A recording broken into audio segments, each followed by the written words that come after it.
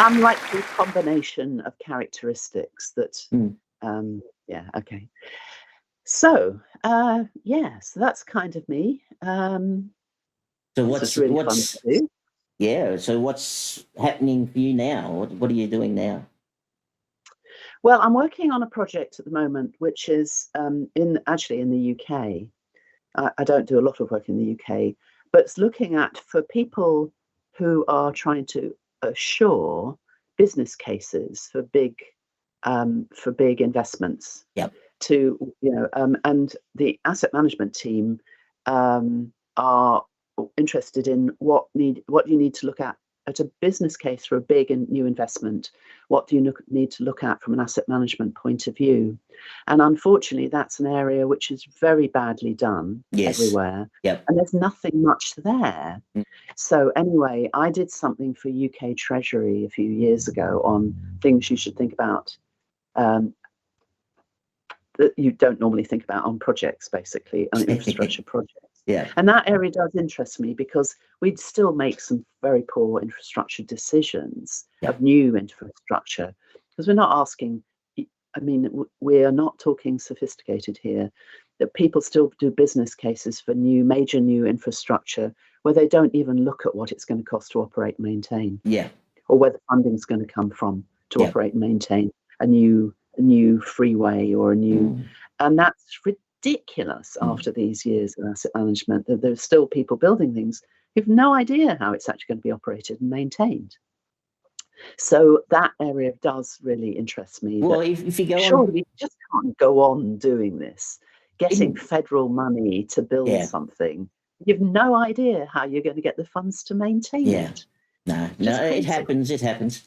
If you go on the Victorian government, the Treasury or whoever is responsible for the business cases, they publish the business cases like for the latest construction, like the under the Yarra tunnel and things like that. Oh yes, yeah, they'll publish them, and they won't tell you about them. They won't tell you they're there. You got to look, but they do have business cases, and I've looked at some of them, and you scratch your head. Yeah, I mean, it's of course, there are a few different things about business cases. One thing is what's required in a business case, but then, of course, what evidence? Because anybody can write a business case, but what's the evidence? Where's the evidence? Of course, we expect. Have you done your marketing? Have you done your seismic surveys? Have you, thought about? So I'm very interested in good practice. For example, on whole life costs in a business case. In Britain, we've had a requirement. Good practice business cases in infrastructure have required that you put what the ongoing costs are. But people make it up because nobody's checking. Well, so I'm interested in who's checking, who's assuring it, who's actually signing off that this is a realistic cost model for operations and maintenance. I mean, it does feel, doesn't it, 40 years on from Penny starting this, why are we still trying to persuade people to think about operations and maintenance when it may be wildly more expensive than the capital up front in the first place? Yeah, generally end so up that I way. am very interested. But you're saying the stuff in the Victorian, if you've got any references, just to... Well, I can hunt for some, because I go on there every now and again and see what's there. I had a story. If you've got anything, yes, because this is the kind of thing that as asset managers we could get together and publish something useful, which says these are the things you have to think about, and this is how you ask the questions. Absolutely. This is where you get the evidence. Absolutely. And you shouldn't be spending public money on any of these things without thinking these things. Absolutely. So, I had that with the big pipeline where they basically turned all the irrigation channels into pipes up in Victoria, northern Victoria. And I was doing some work for one of the water authorities, and this engineer come up to me and says, "How much should we be spending on maintenance on this?" And I said, "You're asking me why?" "Oh, well, we don't know. We need to work out a budget for this pipeline." And I gave him a rule of thumb, 1% or whatever. He says, "No, that won't work because they've built it, but they haven't put any maintenance hatches so you can get access to do the maintenance."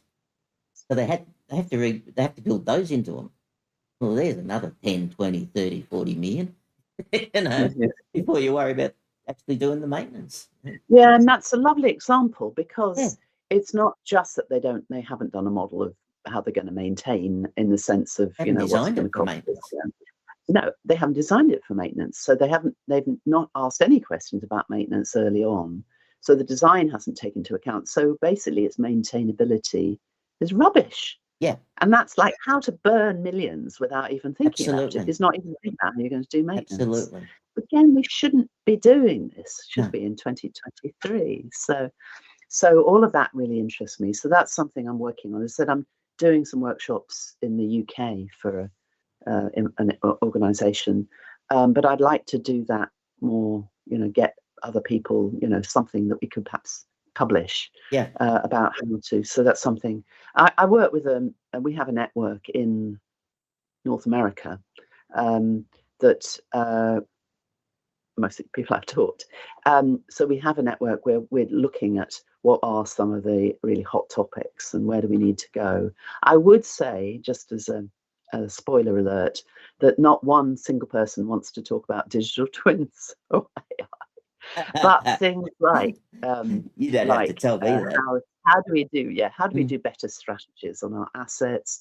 How do we hire better people? How do we persuade HR to understand what asset management is and what it really, all these practical problems that asset managers have, those still interest me. I mean, to some extent, you're probably aware that Penny Burns has this 3 waves of asset management that she put forward. And to some extent, we're still struggling with wave 1, whereas we want to be interested in wave 3, where wave 1 is basic asset inventory and some basic stuff. Wave 2 is strategic asset management, optimal decision making, where lots of people are still working that one out. Yep. But Penny had this vision that we should really be asking, how do we work out what infrastructure our communities need? A bigger question again. And that I would like to spend at least some time in my later years actually supporting better infrastructure. It's a great area. I was one of the authors of the Optimized Decision Making Manual back in, it would have to be about 96, 97 or thereabouts. It was New Zealand when we wrote it. In the years since, which is 26 years or thereabouts, I've done 2 projects involving optimized decision making. Just 2. And that's sad. And they were very good projects too, because no one else knew how to do them, but they were interesting because you were covering all angles to come up with what you had to do. So it's sad. Yeah, well, I'd like to see Penny, more I of it. think, yeah, Penny, I think on a bad day thinks that she was thinking about these things 40 years ago. Why is everybody not yet caught up with where she was? And she's right. So, well, anyway, it'll keep you and me amused. Enjoyed this video? Press the like button and subscribe. If you'd like to see more, please click on the Patreon link below and sign up.